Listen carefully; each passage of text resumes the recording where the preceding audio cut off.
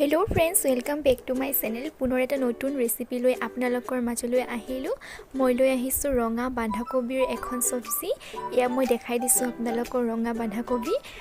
খুব কম পোৱা যায় আসলতে বা ব্যৱহাৰ মানুহে ইমান নকৰে কিন্তু ভাবিলো যেহেতু অকমান আনকমন গতিকে মই আপোনালোকক কেনেদৰে বনালো ৰঙা বান্ধাকবিৰ সবজিখন তাকে আজি ভিডিওটো শেয়াৰ কৰো যদিহে ভাল পায় নিশ্চয় চাব আৰু লাইক কৰিব কমেন্ট কৰিব শেয়াৰ কৰিব আৰু চেনেলটো সাবস্ক্ৰাইব কৰিব বলকচোন ৰেচিপিটো আগবাঢ়ো প্ৰথমতে মই কবিটো ফালি পেলাই ভালদৰে ধুই ললো আৰু ধুই লোৱাৰ পিছতে কবিখিনি মিহি মিহিকৈ কাটি ললো লগতে মই কাটি লৈছো এটা পিয়াজ আৰু এটা বিলাহী মিহি মিহিকৈ আৰু অলপ আদা নহৰুৰ পেষ্ট আৰু কেঁচা জলকীয়া মাজেদি ফালি লৈছো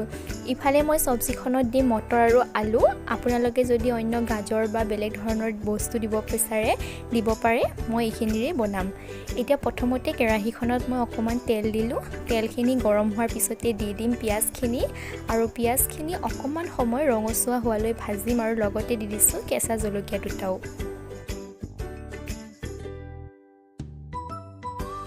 পিয়াজখিনি ৰঙচুৱা হোৱাৰ পিছতে আদা নহৰুৰ পেষ্ট আৰু বিলাহীখিনি দি পুনৰ অকমান সময় ভাজি থাকিম যাতে বিলাহীখিনি সিজি যায়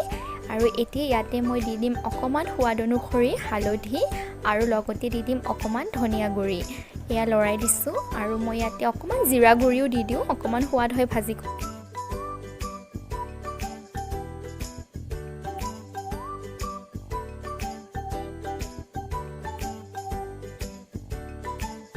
মছলাখিনি ভজা হোৱাৰ পিছতে মটৰ আৰু আলুখিনি দি দিছো আৰু এইখিনি ভালদৰে মছলাৰ লগত মিহলাই লম আৰু 2-3 মিনিট মান কম জুইত এইখিনি অকমান ভাজি লম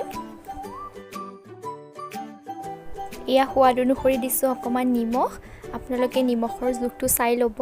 আৰু নিমখখিনি মই গুটেইখিনি লগতে মিহলাই দিছো মটৰ আৰু গাজৰখিনি অকমান ফ্ৰাই কৰাৰ পিছতে দি দিছো ইয়া বান্ধাকবিখিনি যিমান পাৰো ভালদৰে কম জুইত লৰাই থাকিম এয়া মই লৰাবলৈ চেষ্টা কৰিছো যাতে গুটেইখিনিতে মছলাখিনি লাগি যায় ভালদৰে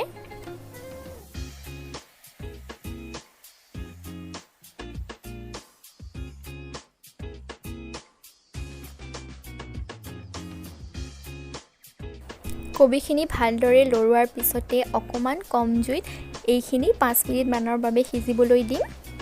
আৰু 5 মিনিট পাছত যেতিয়া এইখিনি অকমান সিজিব আমি ইয়াতে অকমান পানী দি দিম পানীখিনি কুহুমিয়া পানী ল'ব ভাল হ'ব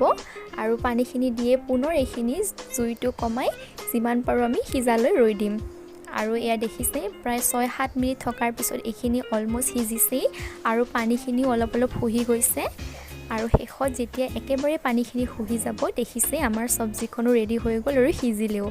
আৰু এয়া মই ধুনিয়াকৈ উলাই পেলাইছো ঠাণ্ডা হোৱাৰ পিছত খাবলৈ বহুত সোৱাদ হয় আৰু বহুত ভিটামিন যুক্ত গতিকে আপোনালোকে যদি এই ৰেচিপিটো ভাল পালে নিশ্চয় মোক জনাব আৰু কেতিয়াবা পাৰিলে বনাই খাব বহুত ভাল লাগে থ্যাংক ইউ